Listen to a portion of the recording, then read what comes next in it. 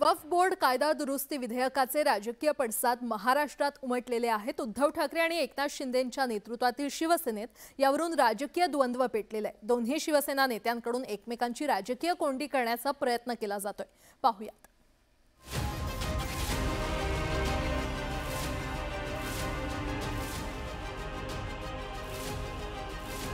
केंद्रीय अल्पसंख्याक मंत्री किरेन रिजिजू यांनी गुरुवारी लोकसभेत वक्फ कायदा दुरुस्ती विधेयक सादर केलं। जन लोगों ने पूरा वक्फ बोर्ड को कब्जा करके रखा हुआ है और आम मुसलमान लोगों को जो न्याय इंसाफ नहीं मिला उसको सही करने के लिए ये बिल लाया गया है। सरकारने सादर केलेल्या विधेयकात अनेक दुरुस्ती सुचवण्यात आल्या। वक्फ बोर्डाअंतर्गत येणाऱ्या मालमत्तांचं योग्य पद्धतीने व्यवस्थापन करण्यासाठी हे दुरुस्ती विधेयक आणल्याचा दावा केंद्र सरकारकडून करण्यात आलाय। लोकसभेत विधेयक सादर झाल्यानंतर सत्ताधारी आणि विरोधक एकमेकांवर तुटून पडले।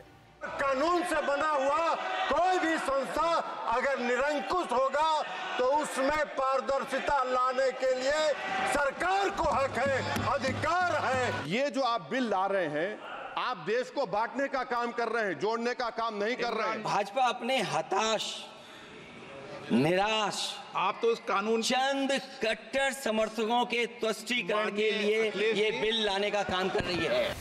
यावेळी महाराष्ट्रातील सत्ताधारी आणि विरोधी पक्षातील खासदारांनी आपापल्या पक्षाची भूमिका आक्रमकपणे मांडली। त्यामध्ये सुप्रिया सुळे आणि श्रीकांत शिंदे आघाडीवर होते। ऐसा क्या हुआ है वक्फ बोर्ड में कि अभी आपको ये बिल लाना है?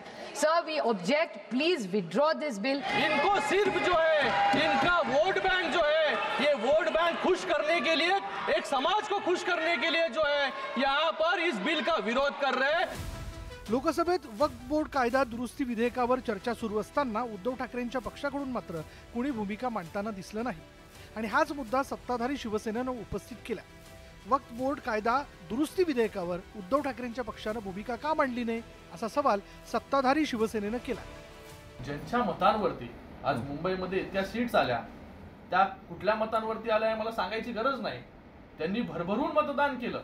मुस्लिम समाजाने आपल्याला पूर्णपणे विश्वास आपल्यावरती दाखवला आणि काल त्यांचा ऐतिहासिक वक्फ अमेंडमेंट बिल काल पार्लमेंटमध्ये इंट्रोड्यूस होत होता, तेव्हा हे सगळे 9च्या 9 खासदार पळून गेले।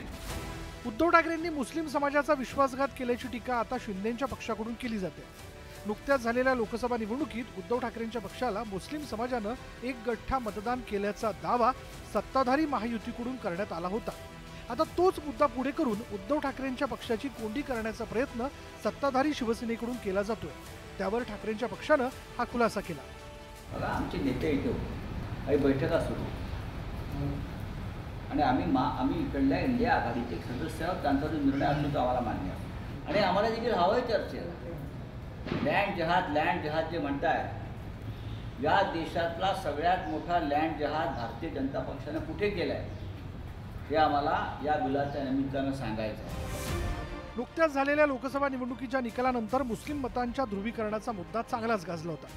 मुस्लिम समाजाच्या मतांच्या जोरावर महाविकास आघाडीनं लोकसभेत विजय मिळवल्याचा दावा महायुतीकडून केला जातोय। मुस्लिम समाजानं महाविकास आघाडीसाठी वोट जिहाद केल्याची टीकाही महायुतीच्या नेत्यांकडून करण्यात आली होती। पण आता वक्फ कायदा दुरुस्ती विधेयकावरनं उद्धव ठाकरेंच्या पक्षाला खिंडीत गाठण्याची संधी शिंदेंच्या शिवसेनेला मिळाली आणि त्यावरूनच दोन्ही शिवसेना आमने सामने आल्या। Bureau report, news 18 Lokmat.